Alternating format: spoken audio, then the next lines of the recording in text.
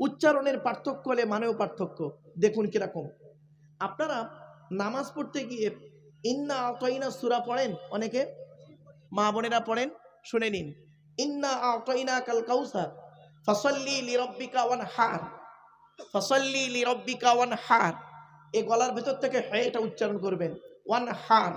এর মানে হচ্ছে নবী তুমি তোমার রবের জন্য নামাজ পড়ো, ওয়ানহার, এবং কুরবানি করো। আর আমরা কি বলি উচ্চারণ করতে গিয়ে? ফাসাল্লি লিরাব্বিকা ওয়ানহার। এর মানে শুনবেন, নবী তুমি তোমার রবের জন্য নামাজ পড়ো, ঝোড়া কোদাল নিয়ে খাল কাটো। কোথাকার মানি কোথায় গেল? আর একটু এগিয়ে যাচ্ছি।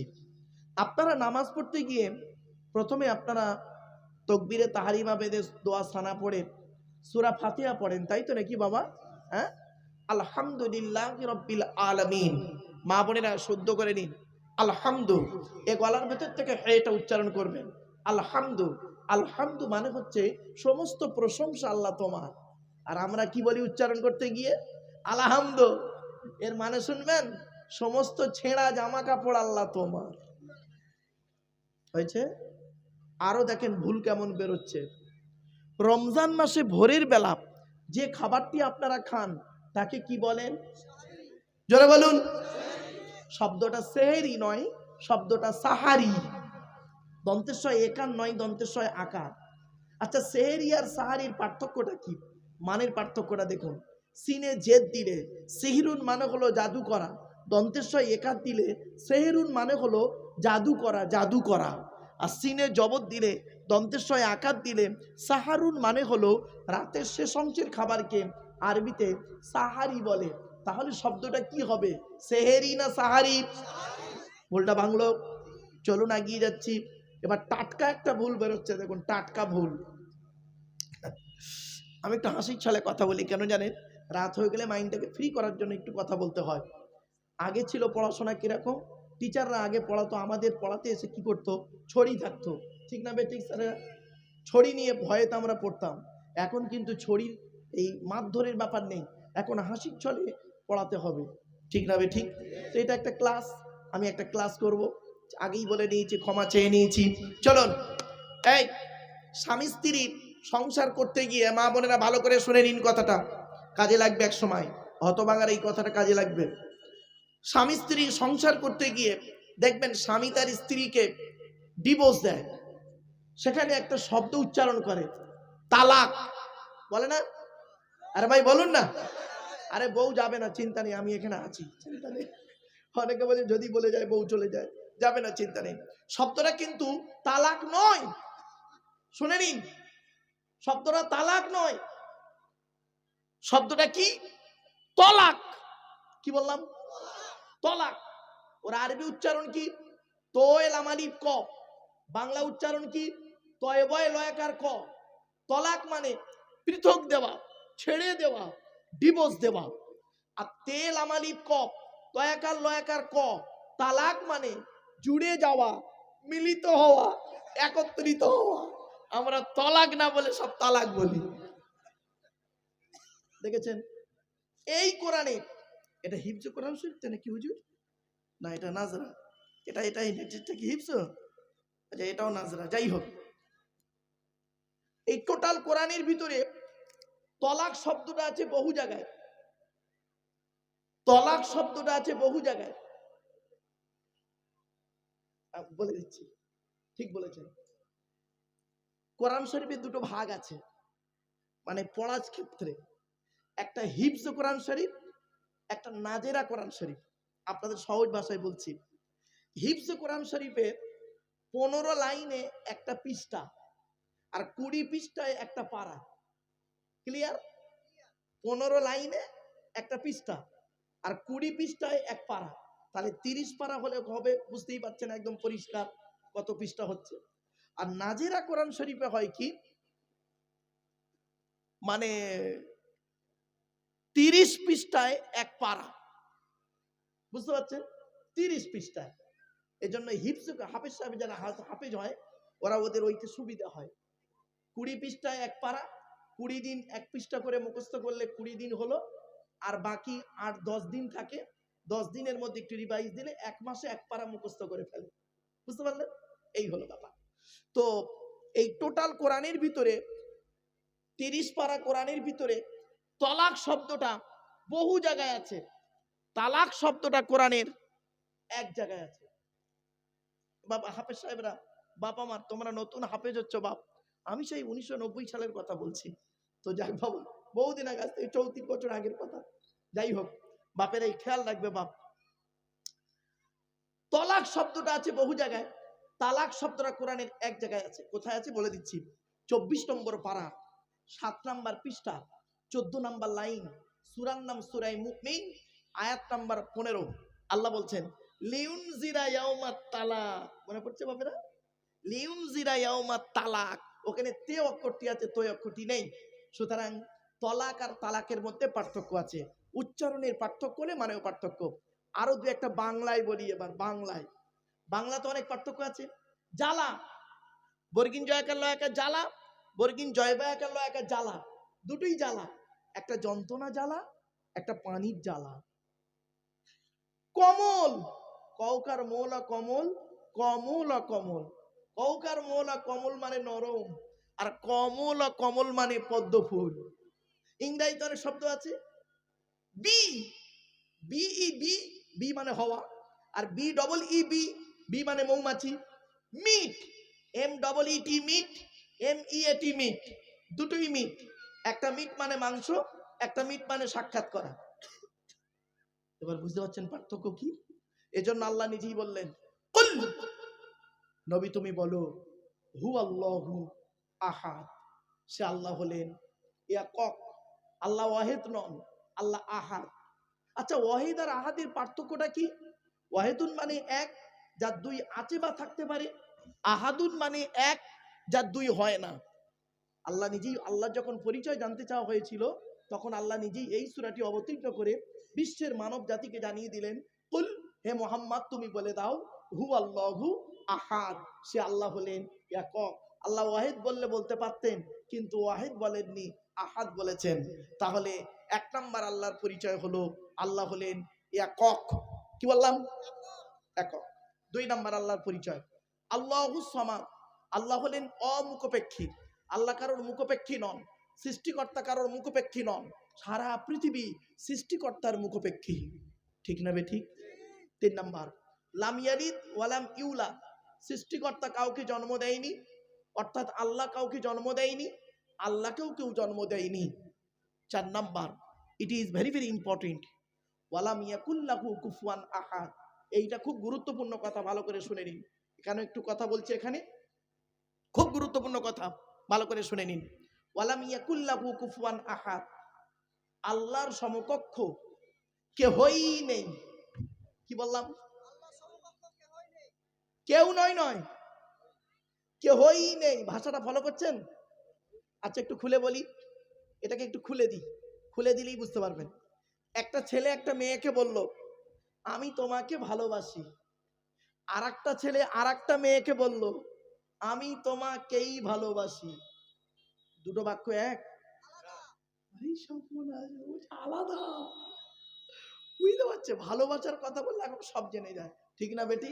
একটা বাচ্চা ছেলে মায়ের পেট থেকে আসার সাথে সাথে ইংরেজি জানুক আর না জানুক, একটা ইংরেজি খুব ভালো জানে, আই লাভ ইউ। ঠিক না বেটি? চলো, চিন্তা নেই, চলো এবার আসছি। যে বলল আমি তোমাকে ভালোবাসি, মানে অন্যকে বাঁচতেও পারি নাও পারি, সম্ভাবনা থাকতেও পারে নাও পারে। আর যে বলল আমি তোমাকেই ভালোবাসি, তার মানে লাইনে কেউ নেই সোনা, শুধুই তুমি। যাই হোক, আরবিতে ব্যাখ্যাটা করি এবার। আবাদা ইয়া আবুদু মানে ইবাদত করা, না আবুদু মানে আমরা ইবাদত করি, কা মানে তোমার, না আবুদুকা মানে হলো আমরা তোমার ইবাদত করি। কিন্তু আমার আল্লাহ কি করলেন? ওই কাফ মফুল অবজেক্ট কর্মকে আগে করে দিলেন, দিয়ে বললেন ইয়্যাকা না'বুদু ওয়া ইয়্যাকা নাস্তাঈন। আছে না? ইয়্যাকা না'বুদুর মানে কি? আমরা তোমারই ইবাদত করি, তোমার ইবাদত নয়। কোন বক্তা যদি মানে করে ওই সেন্টেন্সের যে আমরা তোমার ইবাদত করি, মানে দাঁড়াবে অন্যের ইবাদত করতেও পারি নাও পারি, সম্ভাবনা থাকতেও পারে নাও পারে। অরিজিনাল অর্থ হলো আমরা তোমারই ইবাদত করি এবং তোমারই কাছে সাহায্য প্রার্থনা করি, অন্য কারোর কাছে নয়। এই হর্ষইটা যদি না দিয়েছে, বক্তাও যাবে জাহান্নামায়, শ্রোতাও যাবে জাহান্নামে। এবার বুঝতে পারছেন কেন আমি বলেছিলাম 1 ঘন্টা লেকচার দিতে গেলে 3 ঘন্টা স্টাডি করতে হবে? এই জন্যই বলেছিলাম। বাপ একজন প্রাইমারি স্কুলের টিচার, তিনিও 2 ঘন্টা একটা ক্লাস করেন, 1 ঘন্টা একটা ক্লাস করেন। একটা ইউনিভার্সিটির লেকচারার, তিনিও 1 ঘন্টা ক্লাস করেন। বিটুইন ফার ডিফারেন্স, অনেক পার্থক্য। আমার বাপেরা একটু ধৈর্যের পরিচয় দিন। চলুন এখন আমরা সৃষ্টিকর্তাকে কেন মানব? এই মা বোনেরা, সৃষ্টিকর্তার কাছে কেন মাথা নত করবো আমরা? চলুন একটু দেখে নিই সৃষ্টিকর্তা আমাদের কি দিয়েছে। একটা একটা করে কোরআন থেকে রেফারেন্স দিচ্ছে, তবে সুবহানাল্লাহটা একটু জোরে বলতে হবে। মাথায় আছে তো? ঠিক আছে, চলো। আল্লাহ নিজেই বলছে, আল্লাহুল্লাযী খলাকাকুম মিন দুফিন সুম্মা জাআলা মিন বা'দি দুফিন কুওয়াতান সুম্মা জাআলা মিন বা'দি কুওয়াতিন দুফান ওয়া শাইবাম ইয়াখলুকু মা ইয়াশা ওয়া হুয়াল আলীমুল কাদির। 21 নম্বর পারা 9 নম্বর পৃষ্ঠার 8 নম্বর লাইন, সূরার নাম সূরা রুম। কোরআন জানিয়ে দিয়েছে কোন আল্লাহর কাছে তোরা মাথা নত করবি? যে আল্লাহ মায়ের পেটের ভিতর থেকে দুর্বল করে তোদের তৈরি করেছে, দুর্বল শরীরটাকে আস্তে আস্তে ক্ষমতা দান করেছে, ক্ষমতাবান শরীরটাকে আস্তে আস্তে ওই ক্ষমতাকে কেড়ে নিয়ে তোকে বুড়ো বানিয়ে দিয়েছে। এই দেখেন এখানে কত মানুষ বাচ্চা আছে, কত যুবক আছে, দেখুন কত বুড়ো মানুষ রয়েছে। সবই কোরআনের দলিল। আপনারা কি নেবেন বলুন কোরআন থেকে? সবই রয়েছে এর ভিতরে। এই কোরআনকে নিয়ে গবেষণা করছে কারা? America, London, France, Britain, Japan, Jordan, জার্মানির ঠান্ডা করে বসে বসে কোরআন কিনে গবেষণা করছে। কারা করেছে?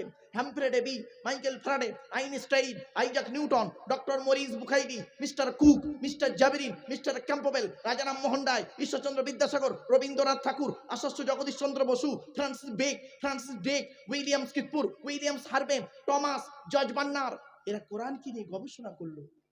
আর আমরা কি করলাম?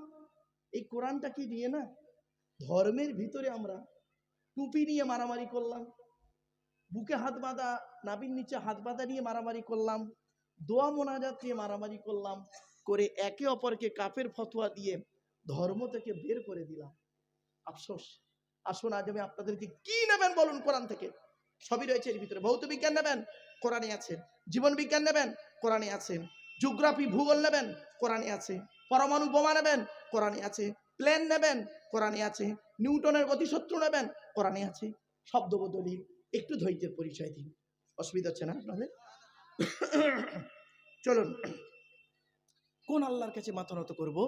আল্লাহ নিজেই জানিয়ে দিচ্ছে, হুয়াল্লাযী আমশাকুম ওয়া জাআলা লাকুমুস সামআ ওয়াল আবসারা ওয়াল আফইদা কলিলাম মা তাশকুরুন।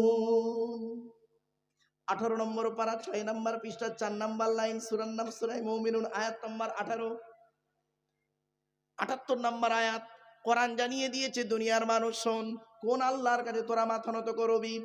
যে আল্লাহ মায়ের পেটের ভিতর থেকে দুর্বল করে তোদের তৈরি করেছে। আর কি করেছে? শোনার জন্য কান দান করেছে, দেখার জন্য চোখ দান করেছে। আল্লাহ নবী সৃষ্টি জগৎকে বোঝার জন্য সুন্দর হৃদয়ে দান করেছে। কোন আল্লাহর কাছে মাথা নত করব? কোরআন বলছে, ওয়ালাকাদ খলাকনাল ইনসানা মিন সুলালাতিন মিন তিন সুম্মা জাআলনাহু নুতফাতান ফি করারিম মাকিন। 18 নম্বর পারার 1 নম্বর পৃষ্ঠার 12 নম্বর লাইন, সূরার নাম সূরা মুমিনুনের 12 নম্বর আয়াত। আমি আল্লাহ মাটির নির্যাস থেকে তোদের তৈরি করেছি, বাপ আর মায়ের মিলনের মাধ্যমে ওই পানিটাকে আমি আল্লাহ তোর মায়ের পেটের ডাইসে সুন্দর করে রেখে দিয়েছি। আর কি করেছি? সুম্মা খলাকুনান নুতফাতা আলাকাতান ফাখলাকুনাল আলাকাতা মুদগাতান ফাখলাকুনাল মুদগাতা ইযামান ফাকাসাউনাল ইযামা লাহমা সুম্মা আনশানাহু খলকান আখর। আমি আল্লাহ তোর মায়ের পেটের ভিতরে ওই পানিটার 40 দিন পরে রক্তপিণ্ড করেছি, তার 40 দিন পরে মাংসপিণ্ড করেছি, তার 40 দিন পরে হাড় তৈরি করেছি, হাড়ে আর মাংসে সুন্দর করে লাগিয়ে দিয়েছি। আমি আল্লাহ তোর মায়ের পেটের ভিতরে সুন্দর একটা আকৃতি দান করেছি। মুসলমানের বাচ্চা সুবহানাল্লাহ বলতে এত কষ্ট। ইনকিলাব জিন্দাবাদ জোরে বলেন, বন্দে মাতারাম জোরে বলেন। গালে দাড়ি মাথায় টুপি দিয়েছেন, লজ্জাস্থান আগে চামড়া কেড়েছেন, গরুর মাংস ভক্ষণ করেছেন, নামের আগে মোহাম্মদ লিখেছেন, আর কোরআনের আয়াত শোনার পরে সুবহানাল্লাহ বলতে এত কষ্ট হচ্ছে। একবার সুবহানাল্লাহ বললে 10টা জোরে বল সুবহানাল্লাহ। সোজা আঙুলে কি দাও উঠলে আমাকে দাও। আসলে কি জানেন, আমি একটু বাস্তববাদী মানুষ তো।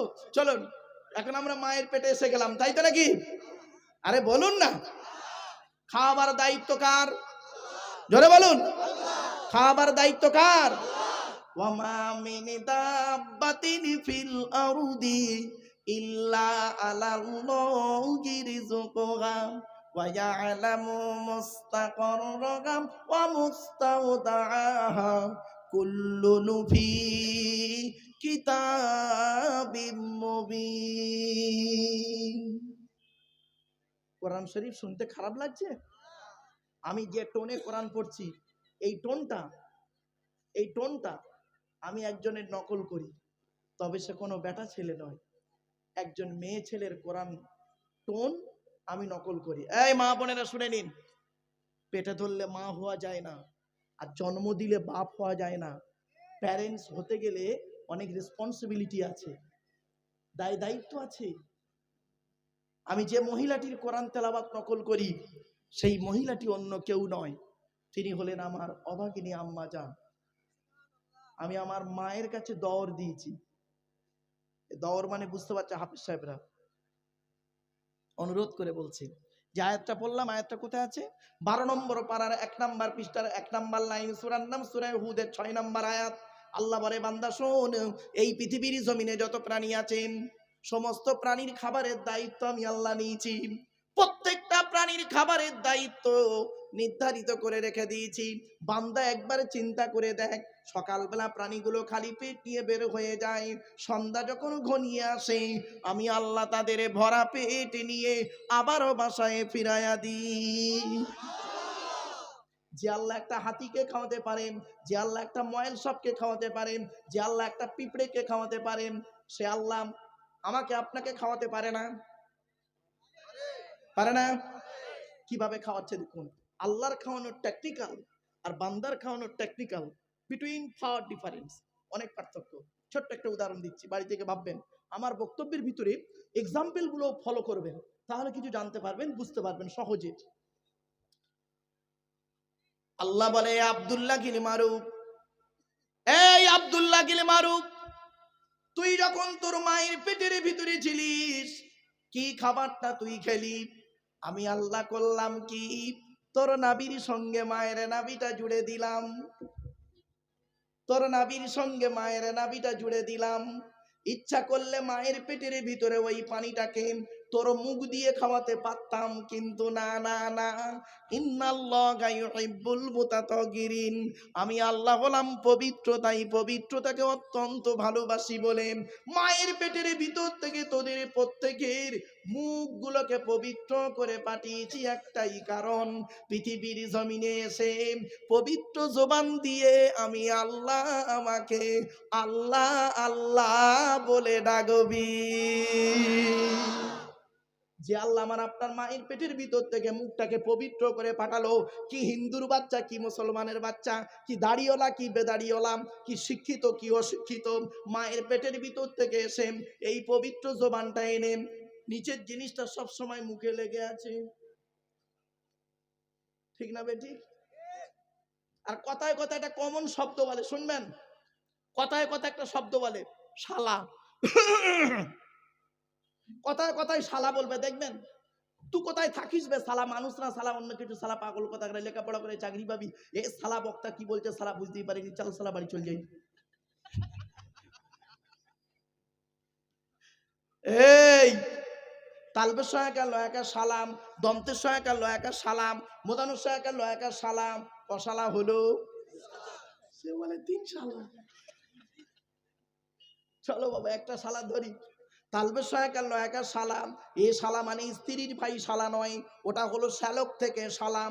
তালবে সয়াকাল নয়াকার শালা শব্দের সঙ্গে যদি কিছু জুড়ে দেওয়া হয় মানে হয় কি শুনুন, পাঠশালা, কর্মশালা, ধর্মশালা।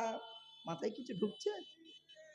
এরপরে আল্লাহ বলে বান্দা শোন, এই পৃথিবীর জমিনে তোর বাপ তোর কি ভালোবাসে, তোর মা তোর কি ভালোবাসে, তোর বাপ আর মায়ের থেকে আমি আল্লাহ তোরই 1,00,000 গুণ বেশি ভালোবাসি।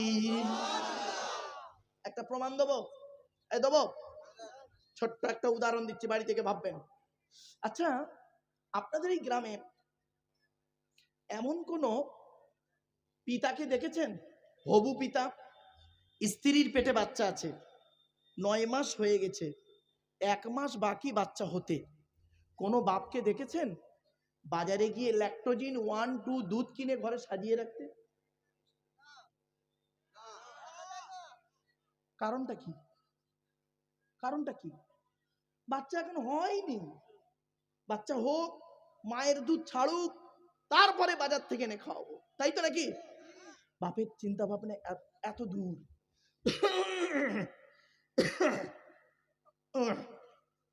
আমার আল্লাহ কি বলছে শুনুন, এই আব্দুল্লাহ গিল মারুফ, এই আব্দুল্লাহ গিল মারুফ, তুই যখন তোর মায়ের পেটের ভিতরে ছিলিস, তোর বাপের বিশ্বাসটাই ছিল না ছেলে হবে কি মরবে কি বাঁচবে, সেজন্য তোর বাপ তোর জন্য দুধ কিনে ঘরে সাজিয়ে রাখেনি। আমি আল্লাহ তোর বাপের মতো ওই রকম ভালোবাসি না। আমি আল্লাহ জানতাম রে, 10 মাস 10 দিনই পরে পৃথিবীর মুখ যখন দেখবি, তোর নাভির সঙ্গে মায়ের নাভিটা কেটে দেওয়া হবে, দুধের প্রয়োজনও হবে। তাই আমি আল্লাহ করেছি কি, তুই যখন তোর মায়ের পেটের ভিতরে ছিলিস, তোর মায়ের শরীরের 80 ফোঁটা রক্তকে ফিল্টার করি তুই আসার আগেই তোর জন্য আমি আল্লাহ তোর মায়ের স্তনের বোটাই দুধ আমি আল্লাহ আগেই পাঠিয়ে দিয়েছি। বন্ধুরে, মা কি জিনিস, বাপ কি জিনিস, জীবনে কোনোদিন বুড়ো বুড়ি বাম্মা কি কাঁদায়ও না। যাদের বাড়িতে বুড়ো বুড়ি বাপ আর মা বেঁচে আছে, তাদের বাড়িতে আল্লাহর রহমত ঝরে ঝরে পড়বে। এই যুবক ছেলে বাড়ি থেকে যখন বেরোবে, বাড়ি থেকে যখন বেরোবে, বাপ আর মা যদি বেঁচে থাকে, বাপ আর মায়ের দোয়া নিয়ে বাড়ি থেকে বেরোবে, লরির তলার ভিতরে ঢুকে যাবে, গাড়ির তলার ভিতরে ঢুকে যাবে, আমার আল্লাহ করবে কি, বাম্মার দোয়ার ওসিলায় গাড়ির তলার ভেতর থেকে জীবিত টেনে বের করে আনবে। এই হলো বাম্মা। আল্লাহর নবীদের পরই স্থান হলো বাপ আর মায়ের, এই কোরআনে লেখা আছে। চলুন কোরআনের কোথায় কোথায় বাম্মার সেবা করতে হবে লেখা আছে, আমি রেফারেন্স গুলো বলছি, আপনারা শুধু গুনতে শুরু করবেন, আমি বলতে শুরু করি। 1 নম্বর পারার 11 নম্বর পৃষ্ঠা 12 নম্বর লাইন, সূরার নাম সূরা বাকারা, ওয়াবিল ওয়ালিদাইনি ইহসানা, বাম্মার সেবা যত্ন করো। 2 নম্বর পারার 12 নম্বর পৃষ্ঠা 13 নম্বর লাইন, সূরার নাম সূরা বাকারা, ইয়াসআলুনাকা মাযা ইউনফিকুন কুল মা আনফাকতুম মিন খায়রিন ফালিল ওয়ালিদাইনি ওয়াল আকরাবিনি, বাম্মার পিছনে টাকা পয়সা ব্যয় করো। 5 নম্বর পারা 3 নম্বর পৃষ্ঠা 3 নম্বর লাইন, সূরার নাম সূরা নিসা 36 নম্বর আয়াত, ওয়াবুদুল্লাহা ওয়া লা তুশরিকু বিহি শাইয়্যা ওয়াবিল ওয়ালিদাইনি ইহসানা, বাম্মার সেবা যত্ন করো।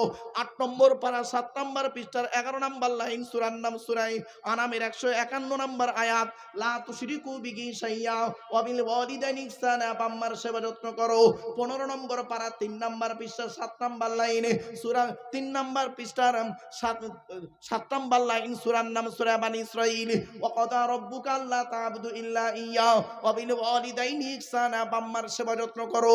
20 নম্বর পারা 16 নম্বর পৃষ্ঠার 4 নম্বর লাইন, সূরার নাম সূরা আনকাবুত, ওয়া ওয়াসাইনাল ইনসানা বিওয়ালিদাইহি হুসনা, বাম্মার সেবা যত্ন করো। 21 নম্বর পারার 11 নম্বর পৃষ্ঠা 6 নম্বর লাইন, সূরার নাম সূরা লোকমান। ওয়া ওয়াসাইনাল ইনসানা বিওয়ালিদাইহি হামালাতহু উম্মুহু ওয়াহনান আলা ওয়াহনিন। বাপ আর মায়ের সেবা যত্ন করো।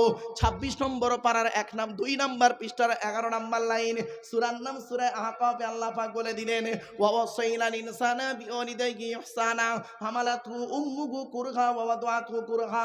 তোরা তোদের বাপ আর মায়ের সেবা যত্ন কর। কেন?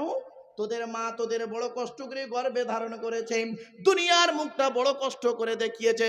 সন্তান তুমি যত বড় আলেম, হাফেজ, মাস্টার, ডাক্তার, ইঞ্জিনিয়ার, প্রফেসর হও না কেন, ইন্নাল জান্নাতা তাহতা কুদামিল উম্মাহাত। হে ছেলে মেয়েরা, তোদের জান্নাত স্বর্গ হলো তোদের বাপ আর মায়ের পায়ের তলায়। এই বাপের ভাত দেয় না অনেক ছেলে আছে এখানে, মায়ের ভাত দেয় না। আমার কথা শুনবে, ছি ছি ছি, লজ্জা করা উচিত। বাপকে একটা লুঙ্গি কিনে দিয়েছে, তার দাম 300 টাকা। শ্বশুরকে যে মালটা কিনে দিয়েছে তার দাম 1300 টাকা। অভাগিনী মাকে একটা শাড়ি কিনে দিয়েছে, তার দাম 500 টাকা। শাশুড়িকে যে মালটা কিনে দিয়েছে তার দাম 2500 টাকা। মনে পড়ছে? খারাপ সেন্স নেবেন না। আচ্ছা, একটা প্রশ্ন করি, বলুন তো দেখি। সেদিন আমি MA সেকেন্ড ইয়ারের ছেলে মেয়েদের পড়াতে পড়াতে এই প্রশ্নটি করছিলাম, দেখি আপনাদের করি। আচ্ছা, বা ছেলে কখন লাথি মারলে মা হাসে, ছেলে কখন লাথি মারলে মা কাঁদে? দুটোই লাথি। পেটের ভিতরে বাচ্চা যখন মায়ের পেটের ভিতরে থাকে, 2 দিন নড়াচড়া না করলে তারপরে যখন লাথি মারে না, মা আনন্দে হেসে ওঠে, ওটাও লাথি। আর ওই ছেলে যখন মায়ের পেট থেকে পৃথিবীর মুখ দেখে, কোনো ব্যক্তির পাল্লায় পড়ে, প্ররোচনায় পড়ে মাকে যখন লাথি মারে, তখন মা ঝরঝর করে কাঁদে। মায়ের ছোট্ট পেটে ছেলের জায়গা হয় 10 মাস 10 দিন। কদিন? মায়ের ছোট্ট পেটে ছেলের জায়গা হয় 10 মাস 10 দিন। কিন্তু ছেলের 4 কামরা বিল্ডিং এ, 4 কামরা ঘরে অভাগিনী মায়ের একটু শোয়ার জায়গা হয় না। তুমি শিক্ষিত মানুষ, তোমাকে শিক্ষিত লোক বলে না? What is the definition of education? Education কাকে বলে? EDUCATION। এক একটা লেটারের এক একটা গুণাগুণ আছে, তবেই তাকে এডুকেশন বা শিক্ষা বলে। ই থেকে ইগারডি, ডি থেকে ডেভেলপমেন্ট, ইউ থেকে ইউনিভার্সাল, সি থেকে ক্যাপাবিলিটি, এ থেকে অ্যাক্টিভ, টি থেকে টলারেন্স, আই থেকে ইন্টেলিজেন্ট, ও থেকে ওবিডিয়েন্স, এন থেকে ন্যাচারাল। এতগুলি গুণে গুণান্বিত বস্তুকে বলা হয় এডুকেশন বা শিক্ষা। শিক্ষাটা নেবে কে? যে নেবে তাকে বলা হয় স্টুডেন্ট। Hui is student? এই স্টুডেন্ট কে বলে? এখানে অনেক ছাত্র ছাত্রী আছে। স্টুডেন্ট কে বলে? কাকে স্টুডেন্ট বলে? কে স্টুডেন্ট? পল্লী স্টুডেন্ট। ওই 10টায় গেল, 4টেই এলো, আমতলা, জামতলা, বুড়ির বেলতলা, মাছতলা, ইকোপার, নিকোপার, চিড়িয়াখানা, ভিক্টোরিয়া, জাদুঘর, তারামণ্ডল, নদীর পার্কে বসে প্রেম করলো, সারা বছর পড়লো না, পরীক্ষার খাতায় টুকরি করলো, স্যার ধরলো, ছুরি মারলো, ওর স্টুডেন্ট বলে না। STUDENT, এক একটা লেটারের এক একটা গুণাগুণ আছে, তবেই তাকে স্টুডেন্ট বলে। এস থেকে স্টাডি, টি থেকে ট্রুথফুল। স্টুডেন্ট হতে গেলে তাকে সত্যবাদী হতে হবে। এখনকার ছাত্র ছাত্রীরা বেশি মিথ্যাবাদী, ঠিক না বেটি? এখন লেখাপড়া কোথাও হয় শুনবেন? পেচ্ছাপখানায় পায়খানা। ভুল বললাম না? এই মেয়েরা বসে আছে, ছেলেরা বসে আছে। মাধ্যমিকের সেন্টার যেখানে হয়, এ বাবা আমার স্কুলের সেন্টার পড়ে আমি জানি। মাধ্যমিকের সেন্টার যেখানে হচ্ছে, টয়লেটে গিয়ে দেখি বাপরে বাপ, বইয়ের পৃষ্ঠা ছেঁড়া, টুগলি, মাইক্রো জেরক্স, বই ছেঁড়া। সেখানে অন্য ছেলে পেশাব ফিরে চলে আসছে। ওই ছেলেটা আবার 20 বছর পরে স্টেজে এসে উনি লেকচার দেবে। ছি ছি ছি ছি ছি ছি। একবার বিবেক বলে একটা জিনিস থাকে তো, মনুষ্যত্ব বলে একটা জিনিস আছে। মানুষ কাকে বলে একটু বাড়ি থেকে ভাবুন। এস থেকে স্টাডি, টি থেকে ট্রুথফুল, ইউ থেকে ইউনিটি মান কমন, ডি থেকে ডেমোনিয়াস, ই থেকে এফিসিয়েন্ট, এন থেকে নোবেল, টি থেকে টিপটপ। এতগুলি গুণে গুণান্বিত ব্যক্তিকে বলা হয় স্টুডেন্ট, যাকে তাকে স্টুডেন্ট বলে না। আচ্ছা, শিক্ষাটা দেবে কি? যিনি দেবেন তাকে বলা হয় কি? টিচার। Who is teacher? কে টিচার? পড়ালেই টিচার না গো বাপ। টি ই এ সি এইচ ই আর। টি থেকে ট্রেনার, প্রশিক্ষণ প্রাপ্ত হতে হবে তবেই তুমি টিচার। ই থেকে ইগারলি, আগ্রহী হতে হবে তবেই তুমি টিচার। এ থেকে এবিলিটি, দক্ষতা থাকতে হবে তবেই তুমি teacher. Most important letter C. C থেকে ক্যারেক্টার, চরিত্র ঠিক থাকতে হবে তবেই তুমি টিচার। আজ থেকে 30 বছর আগে, এই স্যারেদের জিজ্ঞাসা করুন ওই বয়োজ্যেষ্ঠ লোকগুলোকে, আজ থেকে 30 বছর আগে টিচার ছাত্রের সম্পর্ক কি ছিল? আমরা আমাদের স্যারেদের দেখলে সাইকেল থেকে নেমে যেতাম, ঠিক না বেঠিক? স্যার আসছে, কি হিন্দু কি মুসলিম দেখতাম না, স্যার আসছে সাইকেল থেকে নেমে যেতাম, স্যারেদের সামনে ঘড়ি পরতাম না। আর এখন টিচার ছাত্রের সম্পর্ক শুনবেন, বন্ধু বিড়ি চেয়ে খায়, খৈনি মলে দেয়, ঠিক না? অসুবিধা হচ্ছে। আজ থেকে 30 বছর আগে টিচার আর ছাত্রীর সম্পর্ক কি ছিল? পিতা আর কন্যার ন্যায়। মেয়েটি শিক্ষককে বাপের মতো ভক্তি করত, শ্রদ্ধা করত, আর শিক্ষক ছাত্রীটিকে নিজের কন্যা বলে মনে করত। এখন কি হয়েছে শুনবেন, সব জায়গায় নাই, বেশ কিছু জায়গায় শিক্ষক ছাত্রীর সম্পর্ক স্বামী স্ত্রী। প্রাইভেট পড়াতে দিয়েছে, ইংরাজি করাতে দিয়েছে, আরবি পড়াতে দিয়েছে, হারামখোর বেটাও পড়িয়ে এনে বসে গেছে।